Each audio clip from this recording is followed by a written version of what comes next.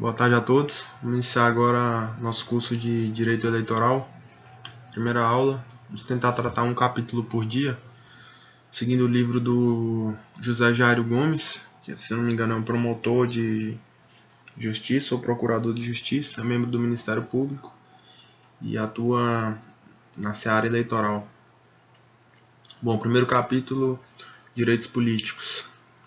1.1 Compreensão dos direitos políticos. 1.1.1 Política. O termo política ele é um termo polissêmico, quer dizer, é um termo que tem embutido nele várias acepções distintas, vários significados variados, né? Pode significar uma cortesia no trato, no direito político, uma habilidade relacional, uma habilidade com temas difíceis, né? Um poder para o desenvolvimento de atividades ou organização da vida social, como, por exemplo, política econômica, política social, né?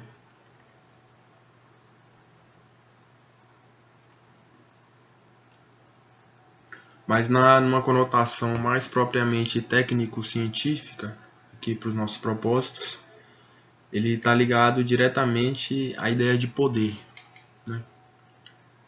Mas mesmo nessa acepção técnico-científica, ele ainda não tem um sentido unívoco, né? Ainda há uma polissemia. No mundo grego, a palavra política estava ligada à vida pública, numa contraposição à vida privada, né? A vida pública à vida social, né? E a vida privada à vida ali na casa, na propriedade de cada um, né? A política, portanto, estava ligada à arte de definir as ações na sociedade, né? Aqui ele abre um ponto para falar sobre as concepções de Aristóteles, né? Que ele diz que a ciência política para Aristóteles estabelece o que devemos ou não devemos fazer nessas atividades relacionais sociais e que a sua finalidade é o bem do homem, né? Está no livro Ética Nicômaco.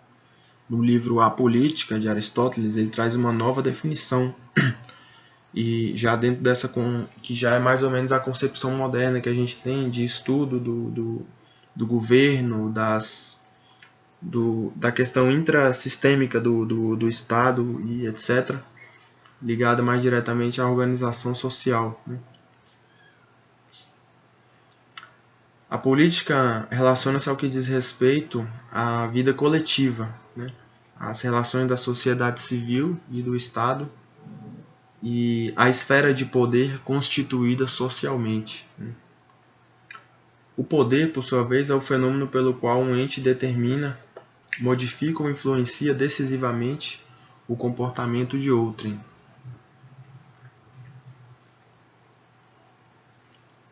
Há o poder econômico, né, que é um poder mais de sedução, né, pelas vantagens financeiras, e há o poder ideológico, né, que é uma espécie de um poder persuasivo, né, um poder de convencimento da pessoa.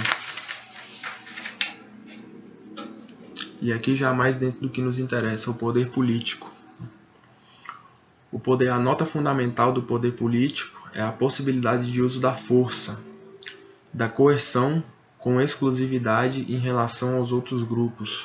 Quer dizer, o monopólio da força, né?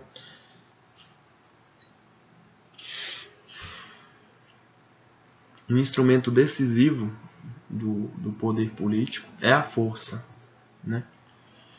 A força é a condição de existência do poder político, mas ele não é o meio de ação mais frequentemente utilizado. Quer dizer, é uma possibilidade, é o que fundamenta, mas ele não é o meio de ação utilizado toda hora. O poder político ele não se vale a todo momento do uso da força, mas a força é um elemento que está ali latente, né?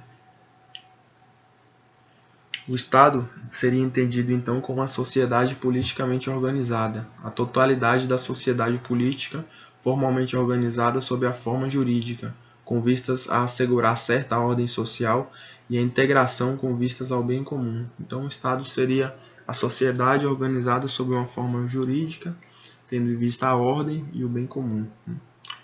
Os elementos do Estado seriam o poder político, que é esse poder de interferência na vida social, de organização, modificação e determinação da vida social, o povo e o território. Seriam os 3 elementos do Estado: poder político, povo e território. O governo seria a face ativa do Estado, é o conjunto de pessoas e órgãos, órgãos e instituições que impulsionam a vida pública, realizando a vontade política do grupo investido do poder.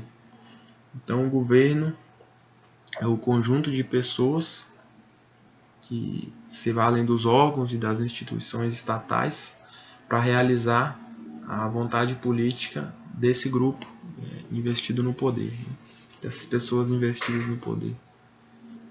1.1.2 Direito político, direito constitucional e a ciência política.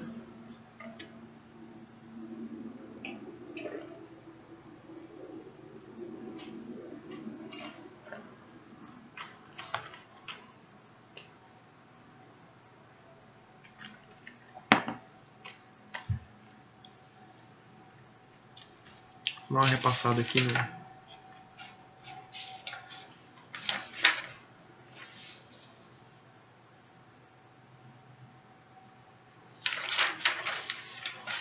Então, o poder político seria o poder pelo qual aqueles que estão investidos no poder político determinam, modificam ou influenciam decisivamente o comportamento dos membros do corpo social. Seria isso. Em resumo, o arremate aqui desse bloco. 11.1.1.2 Direito político, direito constitucional e ciência política. Direito político é um ramo do direito público, dentro daquela dicotomia clássica direito público, direito privado. O direito político estaria situado dentro do ramo do direito público. A normatização do funcionamento do Estado e do governo e disciplina de acesso ao poder. Então, o objeto do direito político seria a normatização do funcionamento do Estado, do governo, o governo entendido aqui como o grupo que está no poder, e que opera os órgãos e as entidades estatais. E teria por objeto também a disciplina de acesso ao poder. Está inserido o direito político dentro do direito constitucional, quer dizer, o direito constitucional contém, o direito constitucional abrange o direito político. É uma das dimensões ali, é uma das facetas ou um dos elementos do direito constitucional.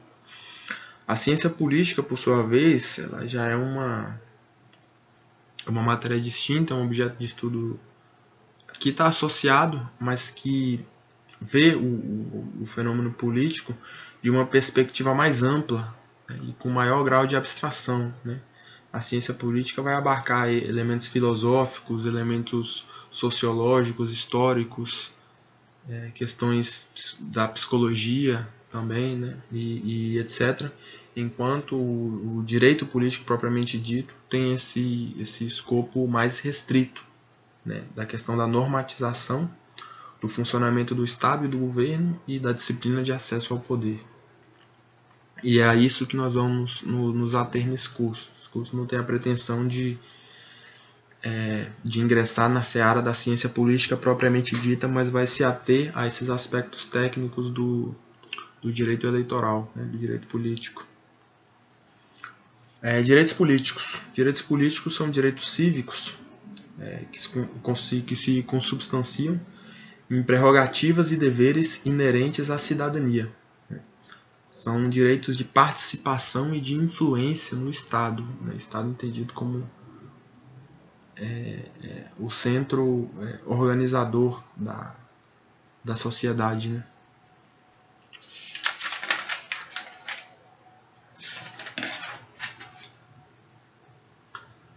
A Constituição contém a disciplina da manifestação da soberania popular, que vai se dar notadamente pelo sufrágio universal, né? Depois nós vamos ver direitinho o que é sufrágio e o que é universal, né? E o que é sufrágio universal. Então, o voto, os meios de manifestação da soberania popular arrolados na Constituição são o voto direto, secreto e de igual valor para todos, o plebiscito e o referendo, que nós vamos ver também, e a iniciativa popular de lei, né, que nós vamos ver também. O exercício da soberania popular é prerrogativa dos nacionais que preencham determinados, quer dizer, o exercício dos direitos políticos, né, é prerrogativa dos nacionais que preencham determinados requisitos. E os nacionais que preenchem esses requisitos para o exercício dos direitos políticos são denominados de povo, né? Então nem tudo é povo, né? Nessa acepção aqui do direito eleitoral e para fins de exercício dos direitos políticos e análise do Estado e etc. O povo, ao mesmo tempo em que integra e fundamenta o Estado, é objeto de suas emanações. E essa é um dos elementos da democracia moderna, né? Então, o povo ele compõe o Estado, né? Ele integra o Estado, ele fundamenta o Estado, quer dizer, ele é a razão de ser do Estado, e ele é objeto das emanações do Estado, quer dizer, ele é objeto das emanações dele mesmo, né? E essa é uma característica da democracia moderna, não há uma distinção entre o povo e o soberano, né? O próprio povo é o soberano, né? O cidadão, por sua vez, é definido como uma pessoa detentora de direitos políticos, né? E esse é um atributo jurídico-político do eleitor, né? O cidadão, ele pode ser, a gente pode falar cidadão. A palavra cidadão, ela tem diversas acepções, né? Você pode usar numa perspectiva bem ampla e seria qualquer pessoa, né? Que merece ser respeitada, né? Que é um habitante, que é um nacional, né? E já numa acepção técnico-jurídica, o cidadão é só aquele sujeito que é detentor de direitos políticos, quer dizer, aquele cidadão que pode participar da vida política do Estado e que, em última análise, pode votar e ser votado. Então, nessa acepção aqui, o incapaz, por exemplo, não seria um cidadão, né? Apesar de, numa perspectiva mais ampla, você pode falar, não, ele é um cidadão, ele é um sujeito de direitos e etc., nessa perspectiva ampla, né? Mas nessa acepção, nessa perspectiva técnica aqui do direito eleitoral, do direito constitucional, é apenas a pessoa detentora de direitos políticos, aquela que pode votar e ser votada, né?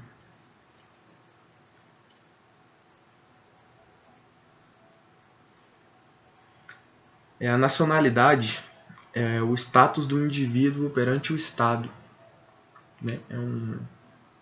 É o liame entre o cidadão, é um tipo de liame entre o indivíduo e o Estado, né?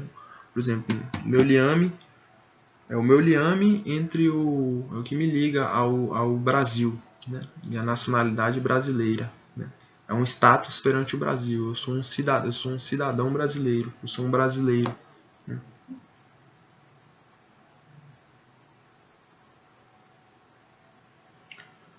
1.2 Direitos humanos e direitos políticos. Então, recapitulando, cidadão, pessoa detentora de direitos políticos, é aquele que pode votar e ser votado. E a nacionalidade, por sua vez, seria um status do indivíduo perante o Estado. 1.2 Direitos humanos e direitos políticos. Direitos humanos, o Robert Alexy estabelece algumas notas fundamentais relativas aos direitos humanos, né? Eles seriam direitos universais, morais, preferenciais, fundamentais e abstratos, né? Não vou entrar muito nisso aqui.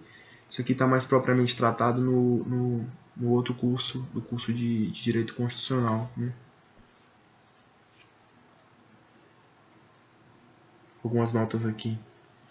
A lei como uma expressão da vontade geral, quer dizer, como uma expressão da soberania popular. Seria um comando emanado do povo e para o povo, né? Emanado do povo no Brasil aqui, no sentido de que seria emanado dos representantes eleitos pelo povo, né? Portanto, a legitimidade, uma das dimensões da legitimidade da lei, além da sua compatibilidade com a Constituição, seria essa fonte orgânica, né? Quer dizer, ela ser emanada do próprio povo, no sentido de que foi elaborada e votada pelos representantes do povo, né? O direito de participação na vontade e estrutura do Estado seria um direito humano, né?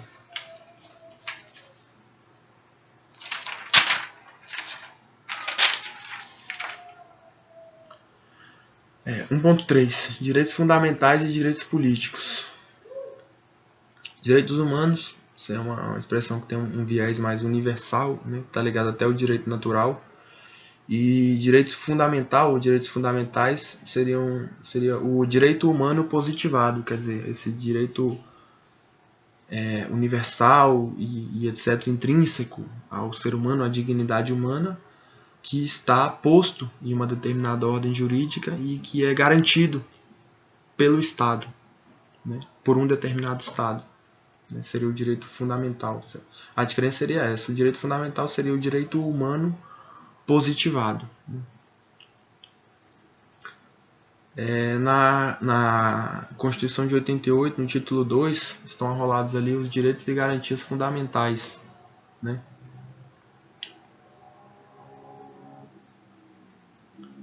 Que abarcam os direitos e deveres individuais e coletivos, os direitos sociais, os direitos relativos à nacionalidade e os direitos políticos, que estão no artigo 14 a 17. Vamos dar uma olhada aqui.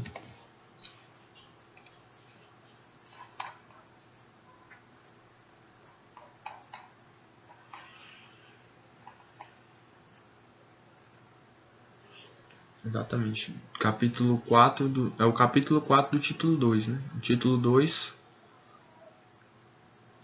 Direitos e Garantias Fundamentais. Capítulo 1, dos direitos e deveres individuais e coletivos. Dos direitos sociais. Da nacionalidade. Dos direitos políticos. Aí ainda tem 2 partidos políticos, né? E aí depois já entra o título 3, que é da organização do Estado.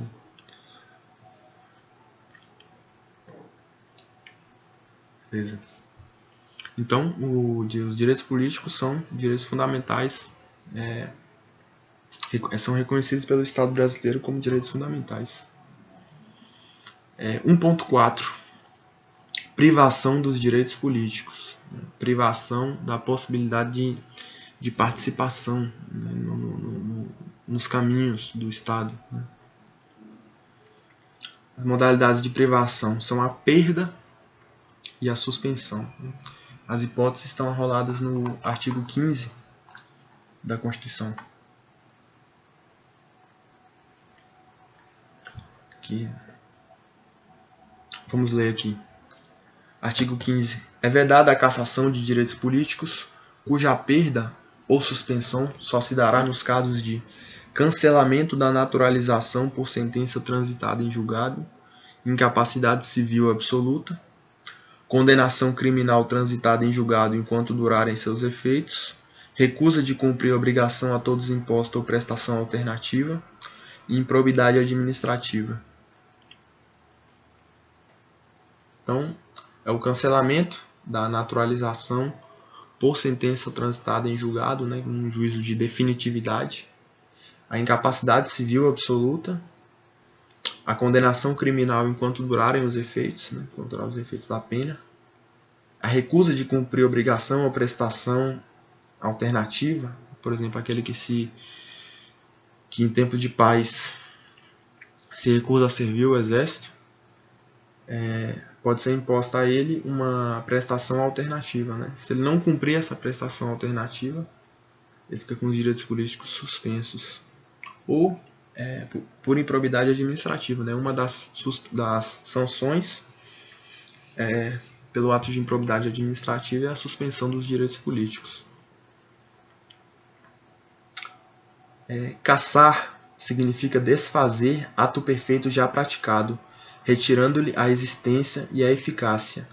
E isso é vedado pelo ordenamento jurídico, pelo estigma da Revolução de 64, né, do regime militar, que perdurou de 64 até 84 ou 85, se eu não me engano, em que foram cassados os direitos políticos de diversos opositores, né, do regime militar. Então, a cassação é proscrita, né, pelo ordenamento jurídico, que é o desfazimento de um ato perfeito já praticado, retirando-lhe a existência e a eficácia. A perda, aqui ele está esclarecendo os termos, né, uma questão terminológica. A perda diz respeito, se consubstancia num deixar de possuir em caráter a princípio definitivo. Né? Você perdeu, a princípio está perdido definitivamente, né? Até que você recupere. A suspensão é uma mera interrupção temporária de algo que está em curso. Né? A perda, portanto, a princípio ela é definitiva, e a suspensão, por definição, é temporária. Né? E acarreta várias consequências. Né? A perda dos direitos políticos, né? Ou suspensão dos direitos políticos. Acarreta a perda do mandato eletivo, está no artigo 55, inciso 4 da Constituição.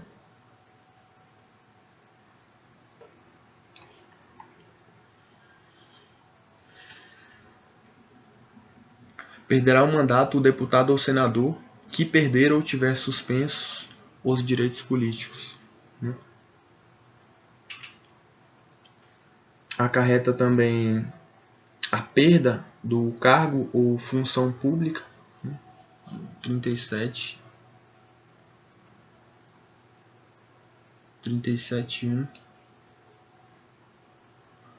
que diz aqui que os cargos ou empregos e funções públicas são acessíveis a brasileiros que preencham os requisitos estabelecidos em lei, assim como os estrangeiros na forma da lei. E na Lei 8.112, no artigo 5º, incisos 2 e 3, está tratando dos direitos políticos, né? Que é justamente o diploma que regulamenta esse 37, inciso 1 da Constituição. Aqui são requisitos básicos para investidura em cargo público: a quitação com as obrigações militares e eleitorais. Então, a perda ou a suspensão dos direitos políticos acarreta a perda do mandato eletivo de deputado ou senador e a perda do cargo ou função pública, né? E, por conseguinte, o impedimento de participação na vida pública, né? O impedimento de votar e ser votado. A perda do mandato eletivo, de que trata o artigo 55, inciso 4, a perda do mandato de senador e deputado, ela não é automática, mas ela depende de ato editado pela mesa da casa respectiva, em razão do princípio da independência entre os poderes. Né? No entender do STF, contudo, esse é um ato meramente declaratório, né? Está meramente já ratificando o que foi decidido pelo judiciário, né? Mas o ato, ele não se aperfeiçoa, né? O sujeito não perde efetivamente o mandato enquanto não for declarado, no caso do deputado federal, pela Câmara dos Deputados, e no caso do senador, pela mesa do Senado. Né? 1.4.2 Cancelamento de naturalização. A nacionalidade, como nós já vimos, é o vínculo do indivíduo com o Estado. Né?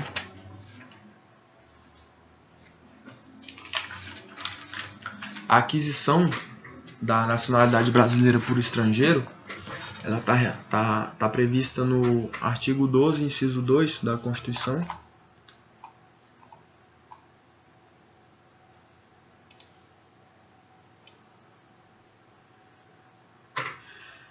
Artigo 12, inciso 2.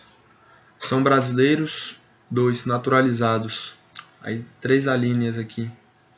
Os que, na forma da lei, adquiriram a nacionalidade brasileira, exigida aos originários de países de língua portuguesa apenas a residência por 1 ano ininterrupto e idoneidade moral. Os estrangeiros de qualquer nacionalidade residentes na República Federativa do Brasil há mais de 15 anos ininterruptos, sem condenação penal, desde que requeram a nacionalidade brasileira. E aos portugueses com residência permanente no Brasil, se houver reciprocidade em favor de brasileiros. Não. Apenas a linha A e B. E o parágrafo 1º já está tratando do português equiparado, que não é uma figura distinta do brasileiro naturalizado. Então, temos que ter atenção para o seguinte. A linha A do inciso 2 do artigo 12 trata da facilitação da naturalização por aquelas pessoas originárias de países de língua portuguesa, né? Angola, né? Acho que Moçambique também, Timor-Leste, etc. E o parágrafo 1º dá um tratamento especial ao português, né?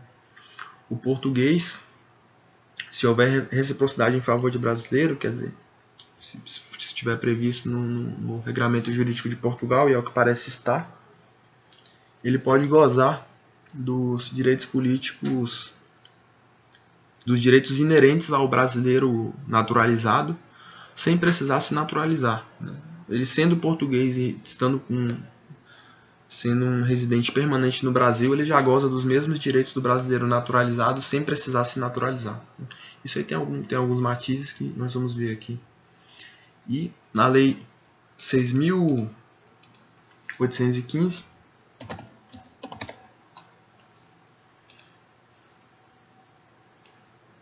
no artigo 111, que é já o diploma específico que trata dessa questão da situação jurídica do estrangeiro no Brasil, né?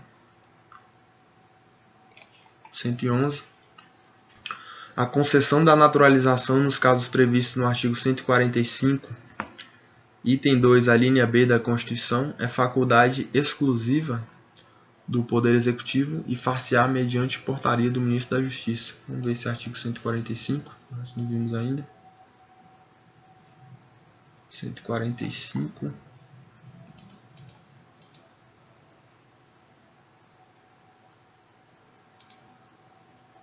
Não, esse aqui, como é uma lei antiga, é uma lei de 80, ele está se reportando ao 145 da Constituição anterior, a de 88, que se eu não me engano é a de 67.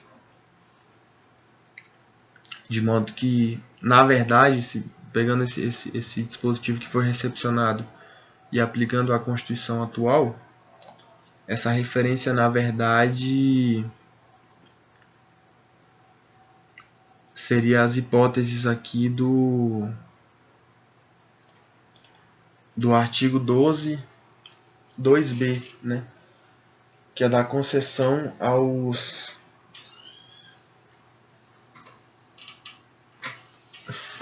estrangeiros, né? É bom, esse aqui mais atrapalhou do que ajudou, né?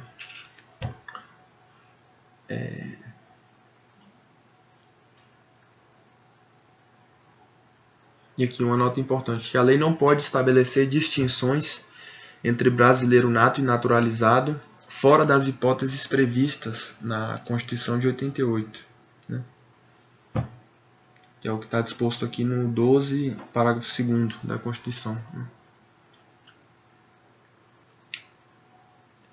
E o gozo dos direitos políticos em Portugal importará a suspensão no Brasil e vice-versa. Bom, como nós vimos, o português com residência permanente no Brasil, ele pode exercer os direitos típicos de brasileiro naturalizado, né? Só que aí os direitos políticos dele ficam suspensos em Portugal, quer dizer, ele não pode votar aqui, votar em Portugal, se candidatar aqui, se candidatar em Portugal e etc. E vice-versa, né? O mesmo vale para o brasileiro residente em Portugal. Existe a possibilidade de perda da condição do naturalizado se o estrangeiro desenvolver atividade nociva ao interesse nacional. 1.4.3 Incapacidade civil absoluta. Nós vamos encontrar isso no Código Civil, no artigo 3º, inciso 2.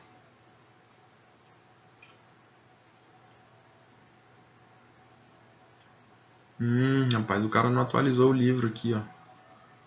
Porque o artigo 3º, inciso 2 foi revogado. Absolutamente capaz, de acordo agora com o Estatuto da Pessoa com Deficiência, que é uma lei recente, uma lei de 2015, o absolutamente incapaz é só agora o menor de 16 anos. Né? Aquelas hipóteses do amental e etc., né? Da pessoa sem discernimento mental, etc., que antes era denominado absolutamente incapaz, e da pessoa incapaz de exprimir temporariamente a própria vontade, essas se tornaram hipóteses de incapacidade relativa. Né? Tem que ser avaliada ali de acordo com um caso concreto. São incapazes relativamente a certos atos ou a maneira de os exercer. Né? Então não é mais incapacidade absoluta. Vamos ler aqui só para pegar bem. São absolutamente incapazes de exercer pessoalmente os atos da vida civil os menores de 16 anos. Ponto. Os únicos absolutamente incapazes. São incapazes relativamente a certos atos ou a maneira de os exercer, né, incapacidade relativa. Maior de 16 e menor de 18. Os ébrios habituais e os viciados em tóxicos. Né, são viciados em álcool e viciados em tóxico. Aquele por causa transitória ou permanente não puder exprimir sua vontade, né, o cara que está em coma e tal. Os pródigos, que é aquele cara que dissipa o próprio patrimônio, que não tem discernimento para administrar as próprias finanças, né? E parágrafo único. A capacidade dos indígenas será regulada por legislação especial.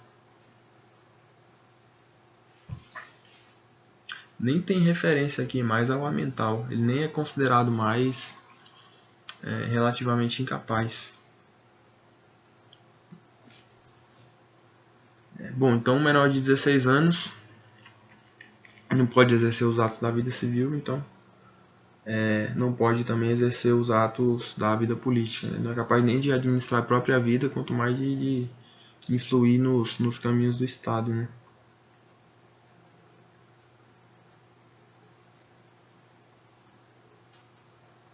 Aqui, no caso do processo de interdição, 1773 do Código Civil.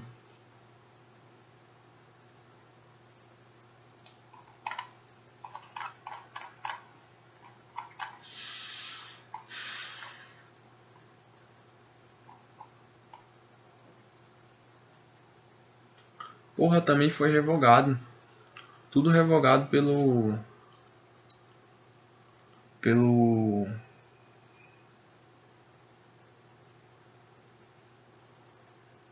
foi tudo revogado pelo Estatuto da Pessoa com Deficiência. Isso aqui tá tudo desatualizado, velho.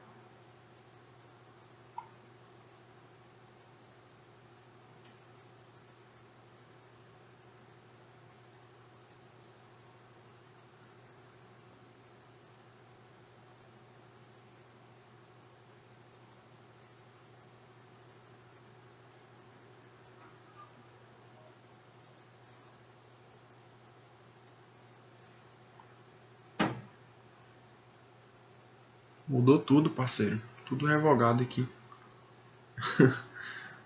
Pois tem que ver direitinho esse estatuto aqui da pessoa com deficiência. 1.4.4 Condenação criminal transitada em julgado. Está no artigo 15, inciso 3 da Constituição. Aqui. Que é justamente a perda ou suspensão se dará nos casos de condenação criminal transitada em julgado enquanto durar os efeitos. Então é uma suspensão, né? Enquanto durar os efeitos, os direitos políticos do cara estão suspensos. É um efeito secundário e automático da sentença penal. O juiz não precisa nem declarar isso expressamente, apesar de ser de bom tom. Na verdade, tem um entendimento jurisprudencial que é o seguinte, que a declaração dessa suspensão dos direitos políticos compete ao TRE, compete à Justiça Eleitoral, na verdade.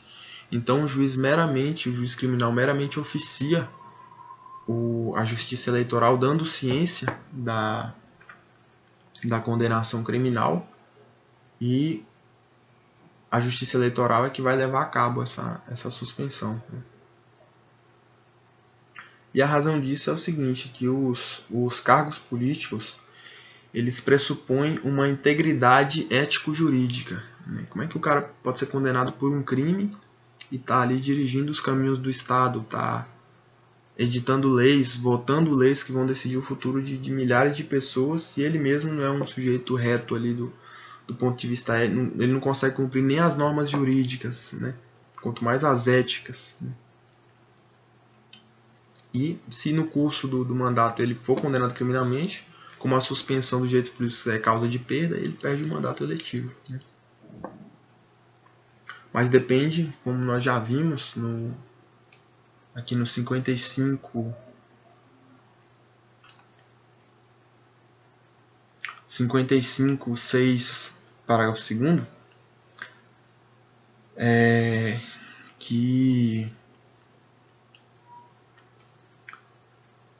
no 55, na verdade, parágrafo 2º, né, que essa perda vai depender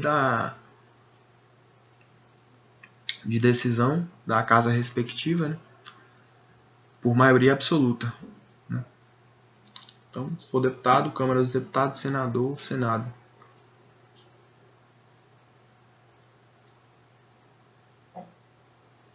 Vou dar uma olhada aqui nesse artigo 27, parágrafo 1º.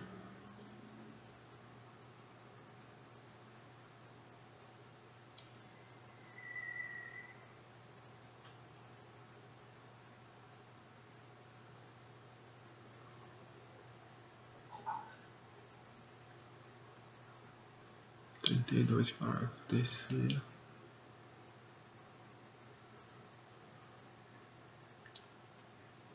Certo. No caso dos vereadores e dos detentores de mandato no executivo, essa perda é automática. Né? Como a Constituição só... Por exemplo, a regra aqui é o cara tá com os direitos políticos suspensos, ou perdeu, um abraço, você perdeu o mandato. Né? Porque o mandato ele pressupõe o pleno gozo dos direitos políticos. Né? No entanto, a Constituição estabelece essa exceção. Olha, no caso de deputado estadual e de senador, não basta a condenação judicial, tem que ter um pronunciamento da casa respectiva. Né? Como no caso dos vereadores e dos detentores de mandato no executivo, não há essa ressalva, né? Não foi estabelecida essa exceção, e como nós sabemos, as exceções se interpretam restritivamente, então aos vereadores e detentores de mandato no executivo, foi condenado criminalmente, perdeu os direitos políticos, um abraço, perdeu o mandato, perda automática, independentemente de qualquer pronunciamento do próprio poder, de qualquer outro pronunciamento. E a condenação criminal, ela abrange as duas categorias de infração penal, que são os crimes e as contravenções. Né? Isso é um entendimento do TSE, que o termo condenação criminal é genérico, né? E, portanto, abrangeria os crimes propriamente ditos e as contravenções, e isso está em harmonia com a ratio, né? Com a razão de ser desse preceito, que é assegurar a integridade que, na verdade, estabelece como pressuposto para o exercício do mandato uma integridade, a chamada integridade ético-jurídica. O cara tem que, pelo menos, não infringir o regramento penal. Né? É irrelevante a pena aplicada ou a natureza do crime. Né? Condenação criminal, um abraço, não interessa se é por injúria, pelo que for. Os efeitos somente cessam com a extinção da pena e há algumas peculiaridades para determinados crimes. Né? Que além dessa suspensão, o sujeito fica com os direitos, passa a ser inelegível por 8 anos após a extinção da pena. Está na Lei Complementar 64, que regulamenta o 14, parágrafo 9 da Constituição, que trata dos casos de inelegibilidade. 14, parágrafo 9. Lei complementar estabelecerá outros casos de inelegibilidade. Aí vem a Lei Complementar 64. O artigo 1º, inciso 1, a linha E.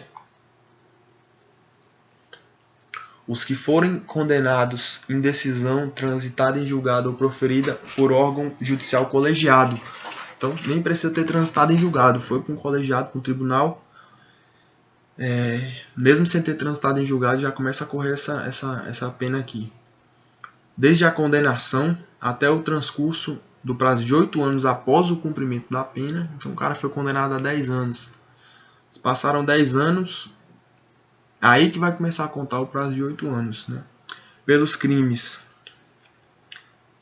E aqui são crimes assim mais graves e boa parte deles relacionados ao meio que uma influência do político, né? Aqui contra a economia popular, fé pública, administração pública, patrimônio público, né? São crimes tipicamente cometidos por quem está no exercício do mandato, né? Contra o patrimônio privado, sistema financeiro, mercado de capitais, os previstos na lei que regula a falência, contra o meio ambiente e saúde pública, os eleitorais, para os quais a lei comine pena privativa de liberdade, com abuso de autoridade, lavagem e ocultação de bens, tráfico de drogas, racismo, tortura, terrorismos hediondos, redução à condição análoga de escravo, contra a vida e a dignidade sexual, praticados por organização criminosa, quadrilha ou bando. Rapaz, é um rol amplo. Caiu nisso aqui, além da suspensão durante o período da pena, ainda fica inelegível por 8 anos. Né? 1.4.5 recusa de cumprir a obrigação a todos imposta. Né? É a chamada objeção de consciência, né? Que o sujeito pode usar para se excusar por exemplo, do júri, né? E classicamente do serviço militar. Né? E essa suspensão cessará com o cumprimento da obrigação alternativa. Né? Quando o sujeito não aceitar cumprir a obrigação alternativa, os direitos dele estão suspensos. 1.4.6 improbidade administrativa. Os caras, vou deixar esse finalzinho, essa pontinha, que é improbidade administrativa, para a próxima aula, e na próxima aula nós já vamos sair dessa introdução e entrar no direito eleitoral mesmo. Obrigado pela atenção e boa tarde a todos.